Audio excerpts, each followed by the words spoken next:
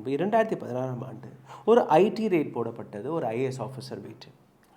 அந்த நபர் 2016ஆம் ஆண்டு ஐடி இன்கம் டேக்ஸ் காட்டியது எவ்வளோ? வெறும் 4 கோடி ரூபாய்.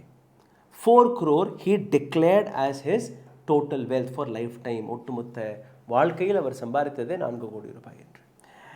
சரி, இந்த நபர் மீட்டில் ஒரு ரெய்ட் போடப்பட்டது.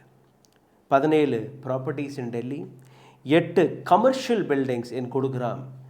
இந்த நபருடைய மொத்த ப்ராப்பர்ட்டி வேல்யூவேஷன் 300 கோடி ரூபாய்.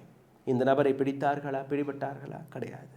காரணம், இன்கம் டேக்ஸ் டிபார்ட்மெண்ட்டுடைய செக்ஷன் 167 படி இந்த நபர் மீது நேரடியாக வழக்கே போட முடியவில்லை. ஏன்?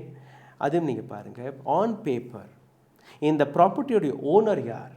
இந்த நபருடைய மனைவி, டிரைவர், இவர் நடத்தி வந்த ஒரு என்ஜிஓ, கடந்த 2 ஆண்டுகளாக எந்த விதமான டிரான்சாக்ஷன் இல்லாத ஒரு என்ஜிஓ, 3 கம்பெனிகள். அந்த கம்பெனியில் எந்த விதமான ஆஃபீஸும் கிடையாது, ஸ்டாஃபும் கிடையாது, எதுவுமே கிடையாது. ஒரு பேரில்லா ஒரு பேனாமி ப்ராப்பர்ட்டியுடைய இந்த டீட்டெயில்ஸ். என்ன நடந்தது? ஒன்றுமே நடக்கவில்லை.